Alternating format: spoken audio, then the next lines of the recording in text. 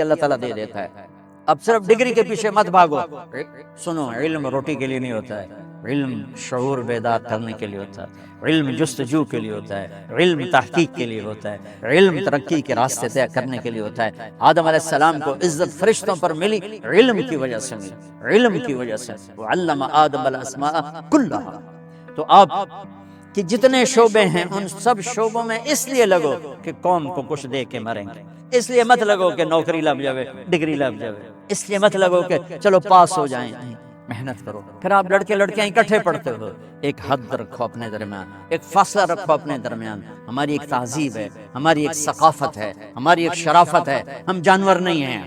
ہم بے غیرت نہیں ہیں، ہمارے رہبر ہیں، ہمارے ہادی ہیں، ہمارے رسول ہیں، ہمارے نبی ہیں، محمد مصطفیٰ احمد مجتبیٰ تاجدار مدینہ سرور کائنات محمد بن عبداللہ بن عبد المطلب بن ہاشم بن عبد مناف بن قصی بن کلاب بن مرہ بن کعب بن لوی بن غالب بن فہر بن مالک بن نذر بن کنانہ بن خزیمہ بن مدرکہ بن الیاس بن مدر بن نزار بن معد بن عدنان بن اود بن حمیسہ بن سلامان بن عوس بن بوز بن قموال بن ابی بن عوام بن ناشد بن حزا بن بلداس بن یغلاف بن طابخ بن جاحم بن ناحش بن ماخی بن عیفی بن عبقر بن عبید بن الدعاء بن حمدان بن سنبر بن یثربی بن یحزن بن ینحن بن ارعوا بن عیدی بن زیشان بن عیسر بن اقناد بن ایہام بن مقصر بن ناحث بن زارب بن سمی بن مزی بن عوض بن عرام بن قیدار بن اسماعیل بن ابراہیم بن آدر بن ناحور بن سرود بن رعو بن فائد بن عابر بن ارفخشاد بن سام بن نوح بن لامک بن متوشال بن ادریس بن یرد بن ملح الایل بن قینان بن آنوش بن شیس و بن آدم علیہ السلام۔ وہ نبیوں میں رحمت لقب پانے والا، مرادیں غریبوں کی برلانے والا، ہم اس کے پیروکار ہیں، لہٰذا اپنی زندگی میں محمدی بن کے چلو۔ اور آخری بات ہے، جن سے پڑھو ان کا ادب پڑھو، وہ اچھا ہے یا برا یہ اس کا میٹر ہے،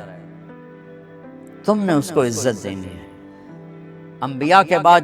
جن کے پاس علم کا سب سے بڑا خزانہ ہے وہ علی بن ابی طالب ہیں، اور ان کا فرمان ہے جو مجھے ایک لفظ نہیں ایک حرف سکھا دے میں اس کا غلام ہوں، بازار میں جا کے بیچ دے،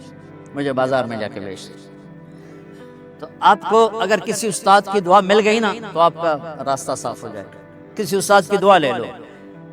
استاد کی دعا طالب علم کے حق میں ایسے ہی ہے جیسے باپ کی دعا اولاد کے حق۔